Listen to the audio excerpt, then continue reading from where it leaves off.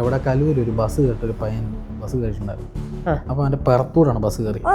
അപ്പോൾ തലയുടെ മണ്ടേ കൂടെ ബസ് കയറുന്നത്. അപ്പം സീഷർ എന്ന് പറഞ്ഞ സാധനമുണ്ട്. സീഷർ അടിച്ചു കഴിഞ്ഞാൽ ഫ്ലൂയിഡ് വരും വായിൽ. ഈ ഫ്ലൂയിഡ് ലങ്സിനുള്ളിലേക്ക് പോയി കഴിഞ്ഞാൽ ചോക്കിങ് വരും, എഡിമ വരും. മനസ്സിലായില്ലേ? അപ്പോൾ പ്രോപ്പർ ബ്ലഡിൽ O2 സപ്ലൈ കുറവാണെങ്കിൽ ആൾ മരിച്ചു പോകാൻ നല്ല ചാൻസ് ഉണ്ട്. അപ്പോൾ ഈ സീഷർ വരുന്ന സമയത്ത് നമ്മൾ എപ്പോഴും ലെഫ്റ്റ് സൈഡിലോട്ട് ചരിച്ചെടുക്കും. എന്തിനാണ് ചരിച്ചെടുത്തെന്ന് വെച്ചാൽ ഈ ഫ്ലൂയിഡ് ലങ്സിലോട്ട് പോകാതിരിക്കാൻ വേണ്ടിയിട്ടാണ്. ഇത് നേരെ കിടന്നാൽ ഇത് ഫ്ലൂയിഡ് മൂക്കിനകത്ത് പോകും. അല്ലെങ്കിൽ ഈ ഒരു പാസേജ് എന്ന് പറഞ്ഞാൽ അറിയാമല്ലോ, ഈ സോഫാഗസ് ലാരിങ്സ്, ആ ഒരു പാസേജ് ഓപ്പണിങ്ങാണ്. ഏതെങ്കിലും ഒരു പക്ഷേ ആ ഒരു ലങ്സിലുള്ള പാസേജ് ഓപ്പൺ ആയിട്ട് ഈ ഫ്ലൂയിഡ് ഞാൻ ഉള്ളിൽ പോയാൽ ആൽവിയോളൈസിൻ്റെ ഒരു ഫങ്ഷൻ എന്ന് പറഞ്ഞാൽ തന്നെ എയറിനെ എടുക്കുക എന്നുള്ളതാണ്.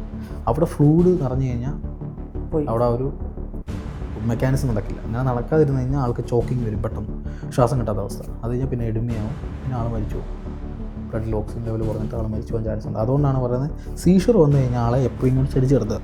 ചാവി ഒന്നും എടുത്ത് കൊടുക്കേണ്ട, കൈ ചാവി കൊടുക്കേണ്ട ആവശ്യമൊന്നുമില്ല. ഫിക്സ് വന്നു കഴിഞ്ഞാൽ അടുത്തിരുന്ന് പിടിച്ചാൽ മാത്രം മതി, കുറച്ച് നേരം പിടിച്ചാൽ മാത്രം മതി.